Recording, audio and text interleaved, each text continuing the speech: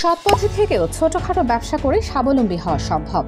নওগাঁর আত্রাই উপজেলার প্রাণকেন্দ্র উপজেলা কেন্দ্রীয় জামে মসজিদ ও উপজেলা ভূমি অফিসের পশ্চিম পাশে রাস্তার সামনে ছোট একটি দোকান নিয়ে 2008 সাল থেকে চিনির জিলাপি বানাতে শুরু করেন আব্দুল গফুর খাঁ।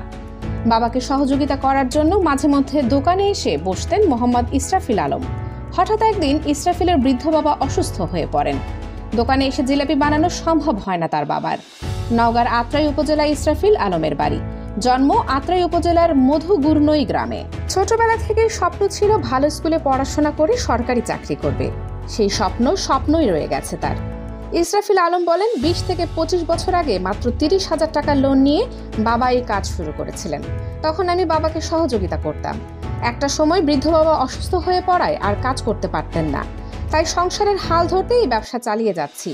প্রতিদিন সকালে আমি বাজারে গিয়ে তেল, ময়দা, চিনি কিনে দুপুর 3টার পর থেকে জিলাপি বানানো শুরু করি আর রাত 10টা পর্যন্ত অবিরাম গতিতে চলতে থাকে। প্রতিদিন আমার 4 থেকে 5,000 টাকা বেচাকেনা হয়। কর্মচারী ও অন্যান্য সব খরচ বাদ দিয়ে প্রতিদিন 1,000 থেকে 1200 টাকা থাকে। বাড়িতে আমার মা, ছোট ভাই বোন ও আমার স্ত্রী, 2 সন্তান, 1 মেয়ে নিয়ে থাকি। মায়ের চিকিৎসার খরচ তো আছেই। আমার সংসারের সব খরচ এই ব্যবসার আয় দিয়ে চালাতে হয়। ছোট ভাইকে 4 লাখ টাকা ও আমার বড় সন্তানকে 5 লাখ টাকা দিয়ে বিদেশে পাঠিয়েছি। আমার বেশিরভাগ কাস্টমার সরকারি অফিসের অফিসার ও কর্মচারীরা। স্কুল, কলেজ ও স্থানীয় ব্যবসায়ী সবাই আমার দোকানের জিলাপি খায়। কাস্টমার ধরে রাখতে জিলাপির মান ভালো করার চেষ্টা করি। একা এত কাজ করতে পারি না, তাই 2 থেকে 3 জন কর্মচারী থাকে সব সময়। প্রতি সপ্তাহে প্রায় 1.5 থেকে 2 মণ জিলাপির অর্ডার থাকে। আমার থেকে কাজ শিখে আমার কর্মচারীরা আশেপাশে জিলাপির দোকান দিয়েছে।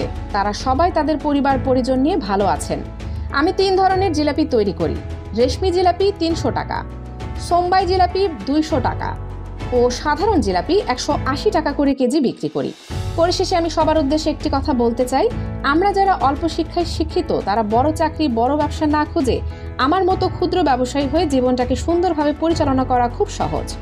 তার দোকানের একজন নিয়মিত কাস্টমার চাল ব্যবসায়ী মোহাম্মদ মফিজউদ্দিন বলেন, আমি সাহেবগঞ্জ বাজারের একজন ব্যবসায়ী। আমি তার পাশে অনেক দিন থেকে ব্যবসা করি। তার চিনির জিলাপি খেতে আসি এবং পরিবারের জন্য বাসায় নিয়ে যাই। কখনো কোনো ধরনের খারাপ জিলাপি পাইনি তার দোকানে। ইসরাফিল আলম, এই 30 বছর থেকে জিলাপি 180, 250, 250, 30 বছর।